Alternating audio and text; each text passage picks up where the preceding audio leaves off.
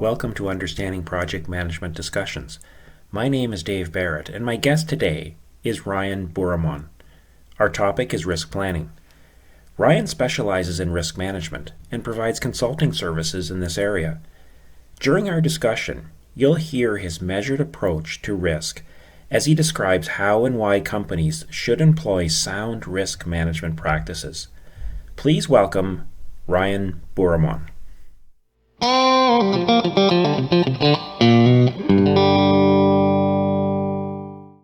So hi, Ryan. Thanks for coming on. No, of course. Thank you very much for the time and the opportunity, Dave. Great.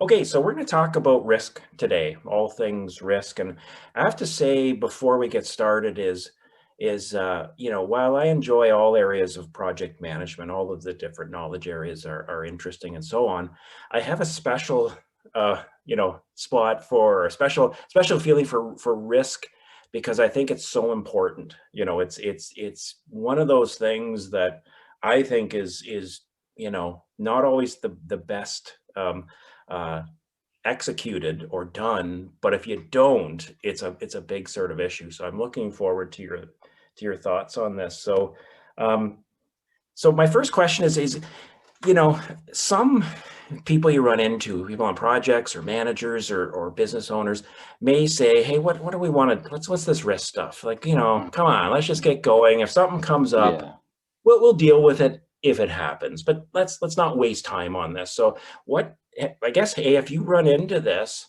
and B, how do you answer that if it happens? Well, thank you very much for the question, Dave. I got to tell you, risk is so important that we actually have like organizations, they tend to have a fully dedicated department to risk, usually called the risk management department or enterprise risk management department. So it's so important that organizations and companies, they tend to have a dedicated team of resources or professionals to manage the risk with regards to operations, with regards to projects, and pretty much any initiatives within the organization. And the whole point of risk management is basically just to make sure that issues don't happen, or we can basically, let's say, predict the issues and problems within the project or operations, and have an action plan to address them or mitigate them if we can. So that's basically where we want to focus on risk and the importance of risk, because we don't want to run into issues, because dealing with issues would be more of a reactive type of a behavior, versus if you're able to detect and identify the risk, it would be a more proactive type of an approach, which is obviously more welcome and easier to deal with. Does that make sense? Yeah, it makes sense. Quick question, and this is something that sometimes students are confused about. You mentioned risk and you mentioned issues. Mm-hmm. What's the difference? What's the difference? Aren't those both bad things, or tough things? What's the difference between an issue and a risk? So both of them are actually, it depends, right? So I'm a consultant, and usually my answers is usually it depends rather than saying yes or no. As a consultant, I always say it depends. But honestly speaking, issues are the worst version of the risk, if you will. So it's a version of the risk that is a risk that has already happened. So the way that I usually explain it is that, so risk is something that you can, it's a type of an issue that hasn't happened yet, but we are foreseeing it to happen very soon, or like in the long term. We are seeing that it's going to happen. So what do we need to do to prevent that from happening in an operation or an initiative in a project? Right. So for the guy that says, you know what, I'll just wait till it happens. Yeah. is that like, what's the response to him or her? Would it be, you know what, you're probably going to spend more, or you're going to run into something like is it the cost of doing nothing is more than because there is a cost to this risk management, Absolutely. right? You got to put some effort into it. So is that, has research been done, or has anybody looked into that you actually save money or save, something in the long run? Yeah. I mean, that's a very good question. So one of the things that so when it comes to risk management, we have different responses to the risk. And in any organization, you may run into a situation that when you go through the risk management and risk identification and determination, and then also putting an action plan together, you have to come back with a response plan. In the response plan, in fact, you do have an option to say do nothing. So you can actually go ahead with that response, yes, because sometimes, to your point, cost of doing something is even more than doing nothing. So we do have that response already, but we have to make sure that that is something in the response plan. However, going back to the original question, what do we do with it? It all comes back. So let's just wait for it to happen and then we'll deal with it. That type of scenario, if you will, is that as long as we have confirmed that do nothing costs less, that's fine. But it all comes back to the impact of the issue to the project or to the operation. So if the impact of the issue when it happens is major, then we need to definitely do something about that risk that has been identified, either like transfer it or do nothing or accept it and so on and so forth, right? Okay. I want to talk more about risk response, but before we get there, you got to figure out, well, what are the potential risks? You have to identify them, right? You have to figure out what they are. How do you do that? Like, because that's a tough one. Yeah. How do you know the unknowable? Like, how do you figure out what hasn't happened? Do you have to be some sort of, I always say, are you an oracle? Or are you, can you tell the future? What's your tricks to this? It's a very good question. It comes back to knowing your environment. So when we do, for example, when I do risk management, when I do risk assessment, the first thing that we do, the first step in that process is identifying the environment. What are the assets? What are the, like, for example, in a project environment, what are the stakeholders? What is the cost? So understanding and fully understanding the environment, that's the first step when it comes to risk assessment. So it all comes back to how you can identify as much assets as possible in the project or operation or any initiative in an organization itself. So for example, when it comes to cybersecurity, which is my expertise, cybersecurity, risk assessment is that we go back and see what are the important assets to the organizations that may be vulnerable to certain attacks or cyber threats and so on and so forth. So we basically list them all down, and then we go based on the priorities that we give to these assets. And then we say, okay, so what are the threats to these assets? What are the vulnerabilities, and so on and so forth. So that's basically how we define and determine the first step in the risk assessment process. Does that make sense? It does, and so just to sort of summarize, you just fully immerse yourself in the environment. Yeah, what are the absolutely. Stakeholders, like you got to know something about the 100%. environment. And by the way, just as an aside, I am very glad there are folks like you thinking about the risks in cybersecurity. Yeah, absolutely. I think we can all appreciate risk when suddenly we think about, gee, I wonder if my money is safe with my bank, or my credit card that I put in online. Is anybody snooping around that? I mean, that's all risk. These are all risk. That's where risk lives now. So sort of following the progression of risk of the risk management process, you have to, when you identify these risks, say, well, how big of a risk is it? How likely is it to happen? And what's the impact? again, how do you figure that out? Like how do you know, well, how likely is this to happen? And I guess the other part of the question is, what ways do you qualify them, like say sort of like a high, medium, low, or do you do more quantitative, like, this is at 10% or 20, which, or do you do both? Like what's the deal on that? Again, my answer, it depends. Is that it depends. It really depends on the asset. It really depends on that area that you're sort of assessing for risk. Sometimes we do sort of quantity risk assessment. So we basically just, assign them certain rating for their risk and vulnerabilities. And then sometimes we go for high, medium, low, for example, to your point. Mm-hmm. But the likelihood is something that it determines and drives that determination. So like for example, if you're running a project that let's say you're running a project, you have a budget that's a lot of times we run into a situation that we run out of money. The best way to do to determine that is basically just to understand and sort of analyze, do an analysis on how we are progressing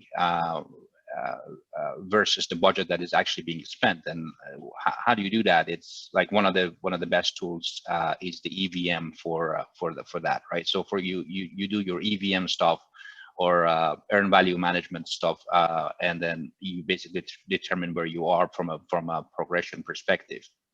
Right. And then that's very easy to, based on that, the tools that are available to everyone is the fact that you can actually say, what the likelihood of that, the fact that we may run into we may go over budget is high, is medium, is low. And then based on that, you actually have to start, tackling the potential issue later on of the over budget, for example. Right, which brings us then to the sort of, and you mentioned it earlier, the response, the risk response, and you mentioned acceptance as being one, and so on. Where do you find, like, there's various types of risk responses that, there's at least 4 or 5 of them. Which do you find is what is your go-to, or what do you find that you use one or more of them more, or do you equally spread them out? No, I don't think we can actually answer the question with just one type of an answer. I think it depends. It all comes back to what we call it, the risk appetite of the organization. So that's the risk appetite is something that you develop within an organization or a project organization or an operation organization or the organization as a whole. And that'll actually something that'll drive the risk response plan. So some organizations, they go back and say, they start sharing their risk with third parties. They go based on their objectives and mission and vision, the organization's mission and vision. Actually, they tend to be more comfortable in terms of, like, for example, outsourcing their project environment. So that's, again, it's a transfer of risk. Right. Some organizations, again, based on the mission and vision and the organization's overall objective, they're more comfortable going with accepting the risk and doing pretty much everything in-house and sort of mitigating the risk as well, right? So it all depends. Right, for sure. I find that an interesting term, risk appetite. I haven't heard of that. I've heard it referred to as risk tolerance, but I like risk appetite better. So my translation of that, or the way I'm thinking of that, is if somebody has a large risk appetite, they're willing to tolerate more risk. They'll be more willing to move into solving issues. Is that a true statement? It's a true statement, and thank you very much for that. It's actually, the only thing that I would add to that is that it doesn't. So let's put it this way. So the risk appetite, the larger it is, or the smaller it is, that doesn't really make a difference when it comes to the organization appetite, risk appetite. It's basically it defines how the organization is responding to a risk. Right. So that the fact that an organization's risk appetite is large, that doesn't necessarily doesn't mean anything. It's very much similar to an organization objective. What is the organization objective, for example, when it comes to project management and project deliveries and so on and so forth? So the the risk appetite of an organization is basically a definition as to why and what and who needs to deal with the risk and risk management in the organization. And from a budget perspective, they sort of identify the fact that, okay, so to your earlier point, Dave, they go back and say, you know what, the cost of transferring risk is lower than accepting the risk. So let's just, you know, lean towards more outsourcing, for example, and, you know, giving the services to a third party and engaging vendors and so on and so forth. That type of right. It's that type of a definition. So that's a risk appetite. One of the things I've always sort of talked about to students about is I mean, there's various risk response strategies. You've mentioned acceptance, mitigation, transfer. There is avoidance. And I've yes. talked to students and so on, saying avoidance is kind of hard because you have to, it's often confused with mitigation, first of all, and sort of said, yes, well, we avoided that by mitigating, which isn't avoidance, right? Yeah, no. And so I've always sort of kind of said avoidance is probably the hardest one because you have to just completely eliminate it. You know, for example, in cybersecurity, you know, I'll try this one out on you. To avoid the risk of a hacking of your computer system, you'd almost have to disconnect from the internet. Like you absolutely. You'd have absolutely, 100%. Completely an island, which then isn't, your business wouldn't be able to, in 2021, wouldn't flourish, you know. So avoidance. Yeah, everybody's online. Yeah, everybody's online. Yeah, so you can. So in cybersecurity, I'd say that in last year, if I want to go based on percentage, I would say less than 5% of the cybersecurity risk that we had to deal with was basically so the response plan for them was avoidance. So it's less than 5% for me working in an organization that deals with cybersecurity threats and vulnerabilities. It's very limited. It's very, very minimal. Yeah, here's something that I'm sure, I don't know if it's something that you have to work on and turn on and so on as a, you know, as a you work with organizations to help them develop risk, you know, management plans and so on. Is the question is, how do you prove a negative? You know, for example, if you do really great work on a risk management plan, nothing or very few things happen. Like, you know, in the perfect world, if you did absolutely brilliant risk management, you would have no problems. And so how do you prove the negative is that, you know, it's actually what we did that caused that. It wasn't going to, those, you know, there would have been problems had we not all done this. How do you, like, I'm sure in terms of selling your services, you need to sort of make that case to your customers to say, you know, without us, things will happen. You know, do you have does that sort of thing come up in your conversations? Yeah, absolutely.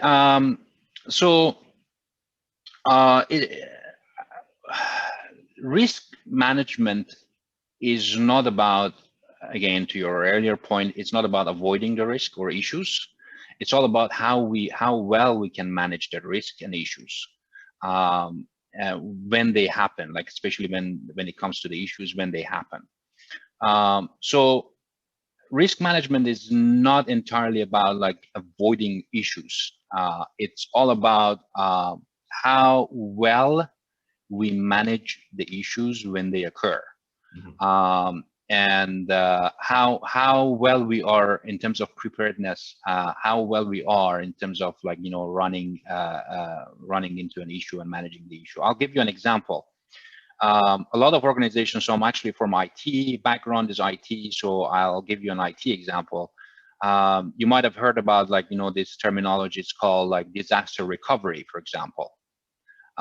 Disaster recovery is in IT is that something, for example, when the entire, let's say, a data center vanishes for whatever reason, like, or they get a blackout or something, then the data center is pretty much dead. And then we have to sort of recover all the services by sort of failing over to an alternative data center. Does that make sense? Yes. So that is disaster recovery. And organizations, they actually have what they call it an annual exercise of disaster recovery. This is part of a risk management plan. So this is just to exercise the issue and do a mock issue, if you will, and see how prepared the organization is in terms of dealing with that situation in a safe environment, if that's if you will. So it's all about practicing. It's all about being prepared to deal with the situation when it occurs. Right. No, that's a really good, and the ultimate, I think, of doing those dry runs, Dry runs. There we go. Absolutely. Yeah. Yeah, so it's really good, but even if you don't, like, can't do that for, like, certainly for disaster recovery, it makes sense, but there's many risks and projects where you can't dry run them, like No. but even the act of doing, like, one of the things I want to just talk about for a second is even the act of thinking about it, thinking about what your risk, response is, kind of contemplating it, thinking about what you would do if it did occur, the contingency and so on, that just so much better prepares you for if it occurs. Like that, the act of doing that will no doubt prepare you. Absolutely, and that's why we have to your point, we have the contingency plan in place, right? So we have in a response plan, we have the response plan, and we have a contingency plan. Right. So what happens if the issue happens? What is the contingency plan? So that's why we have to basically be very, we have to do always our due diligence, what we call them, to make sure that the contingency plan is there, that we have a response plan, and then we have the contingency plan as well. Right. Yeah. Right.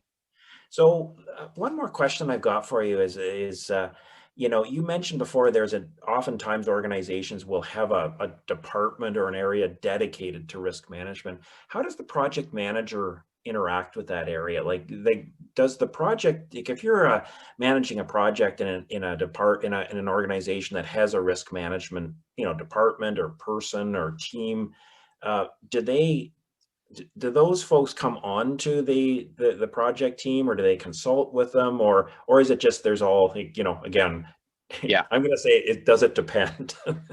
No, it's a good question. So organizations, we usually, when it comes to the project environment, we operate under an organization called PMO, right? So the project management office is basically where the project managers pretty much operate and function and work. The enterprise risk management is what we call it the second line of defense in most of the organizations, meaning that they provide some sort of an oversight to the first line of defense, which is project managers. So project managers are in fact the first line of defense in an organization, where risk managers are the second line of defense in the organization. They interact with each other by providing consulting services to each other, and project managers, they go to the risk managers for identifying and consulting in terms of different risk and mitigation plans, stuff like that. However, it is very important, and this is something that I've seen it often in organizations, that project managers unfortunately don't necessarily do a very good job in terms of risk management themselves. Most of the project managers that I've actually been working with, they are very much busy in terms of dealing with issues rather than risks, because unfortunately the risk management portion of the projects have most of the times are actually being forgotten. And that's a situation that, you know, in these situations, the second line of defense, which is the risk management teams, are actually coming back to the first line of defense. The project manager is saying that, okay, so what's going on here, why, and all those kind of good questions that a lot of project managers hate to answer. But that's how they interact. But project managers, they just need to make sure and remember that they have to do the risk management themselves. They have to do a proper risk management, and then have all the answers ready for when they are being questioned by the second line of defense, which is the risk managers in an organization, to make sure that the interaction and the communications is there, and project risks are actually being mitigated and addressed. Sadly, I agree with you absolutely. Yeah. That risk management does get dropped off the list, and, Yes. and it unfortunately is short-sighted. You know, Yes. that's why I really sort of, you know, beat the drum for risk management whenever I teach, because it just makes, to me, it makes intuitive sense. It's you use the word proactive. Why would you not be proactive? Absolutely. Wait for problems, but you know, it's less costly. It's less expensive.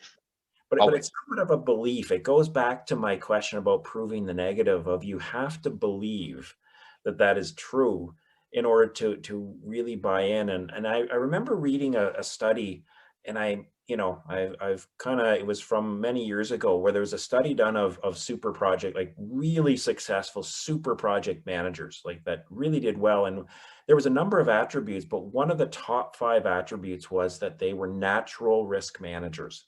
Is that their brains just work that way. Absolutely. They're constantly scanning the horizon, thinking what can go wrong, what can go wrong, what can go wrong, and constantly mitigating, or, you know, transferring, avoiding, accepting. And so if it's in your DNA, you've got to get that into your DNA as a project manager, but also as your project, as a team and as an entity, that you're constantly on the lookout for these things, because it's like, wow, you run a huge risk if you ignore it. Like that's. Yeah, and then that's a very good point, Dave. And you don't have to be a perfectionist to be a risk manager.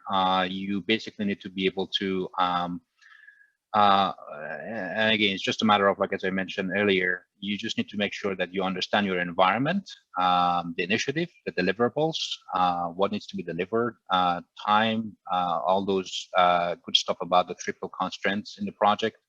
And then and be able to sort of predict, you know, have a good sense of prediction in the project as well. And it's just a matter of how much you spend time on your planning phase, right? So because it's basically, it falls under the planning phase. You're an expert in that as well. So I learned a lot from your textbook and your great lectures as well. So it exactly falls under the planning phase in the project, and how much you spend time on that phase. In my organizations, we really actually, I would say, spend around 75 to 80% of our times on the planning phase when it comes to a project, and that sort of ensures that, you know, all the elements are being considered, addressed, and we have a plan for it, including the risk management. Sounds good. Well, Ryan, I thank you for your time on this. This has been a wonderful conversation about one of my favorite topics, being risk. So, but it was great chatting with you. You obviously know so much about this topic, so I'm really appreciate that you shared it with us today. Of course. Thank you very much. I appreciate the opportunity. It was great working with you, and the conversation. I appreciate it. Thank you. Great.